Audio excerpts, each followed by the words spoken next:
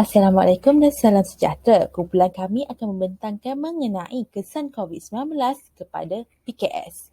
PKS adalah sebuah perusahaan kecil dan sederhana.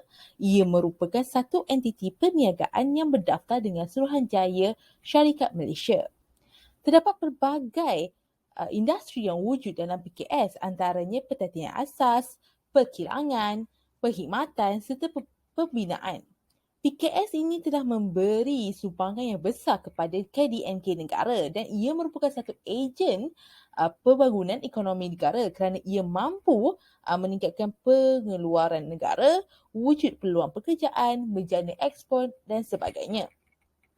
Akan tetapi, dengan wujudnya wabak COVID-19 yang melanda dunia telah memberi impak yang agak besar kepada PKS. Dengan adanya Perintah Kawalan Pergerakan PKP, ia sekaligus telah mengubah cara ataupun corak perniagaan yang kebiasaannya dilakukan sebelum wujudnya COVID-19. Maka impak daripada wabak tersebut dan PKP yang dilaksanakan telah memberi kesan yang besar, iaitu dengan memberi kerugian kepada PKS iaitu sebanyak 40.7 bilion pada tahun 2020.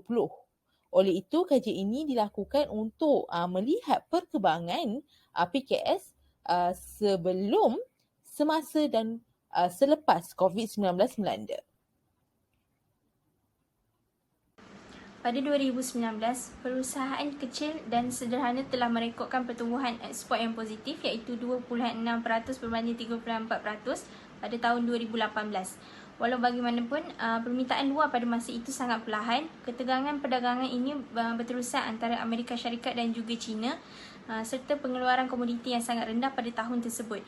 Peningkatan ekspor PKS terutamanya dalam sektor perkhidmatan dan juga pembuatan yang masing-masing merekodkan pertumbuhan sebanyak 3.5% dan juga 2% pada tahun 2019. Jumlah ekspor PKS dalam sektor perkhidmatan yang dipacu oleh industri berkaitan pelancongan, susulan peningkatan ketibaan pelancong, perkhidmatan perniagaan lain dan aktiviti pengangkutan. Walau bagaimanapun, pertumbuhan ekspor PKS dalam sektor pertanian semakin menguncur iaitu pada 9.8% disebabkan oleh penurunan ekspor PKS bagi sayur-sayur, perikanan, peternakan, unggas, pisang dan buah-buahan tropika lain seperti tembikai, jambu batu dan lain-lain. 3 destinasi ekspor yang tinggi bagi PKS dalam sektor pertanian adalah Singapura, Jepun dan Thailand. Semasa berlakunya COVID-19, keluaran dalam negara kasar KDNK telah mengalami penurunan sebanyak 1,345.1 bilion yang ditanggung berikutan pelaksanaan Perintah Kawalan Pergerakan PKP yang ketat bagi memerangi isu COVID-19 pada ketika itu. Hal ini merupakan satu kerugian yang amat besar yang pernah dialami oleh sektor PKS. Jadi, berdasarkan hal tersebut, sebanyak 1.15 juta PMKS yang berdaftar mengalami kerugian. Ini bermakna setiap syarikat PMKS menanggung penurunan purata pendapatan berjumlah sebanyak 35,000. Jadi, menurut Menteri Pembangunan, Usahawan dan Koperasi Datuk Seri Dr. Wan Junaidi Tuanku Jaafar, PKP bukan lagi suatu masalah dan Malaysia perlu menerima hakikat untuk hidup dalam keadaan COVID-19. Jadi, satu SOP perlu diwujudkan dan diperketatkan agar membolehkan dalam keadaan segera untuk Malaysia membuka semula aktiviti ekonomi yang terjejas.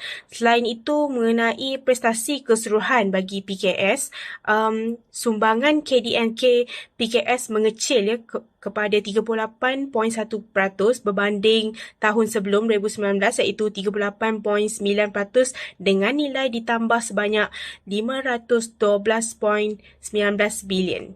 Pandemik COVID-19 telah menjejaskan perdagangan antarabangsa dan ekonomi global, khususnya perusahaan kecil dan sederhana PKS Malaysia. Sektor PKS masih cuba pulih dalam peralihan endemik 2 tahun selepas tidak dapat beroperasi akibat wabak COVID-19.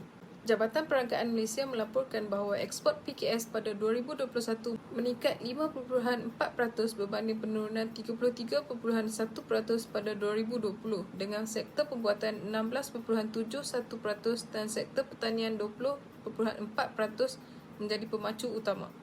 tetapi ekspor perkhidmatan PKS turun daripada RM33.9 bilion pada 2020 kepada RM26.2 bilion pada 2021. Kebanyakannya disebabkan aktiviti pelancongan yang ketat daripada kerajaan Malaysia. Pada tahun 2021, ekspor PKS merangkumi 11.7% daripada semua ekspor.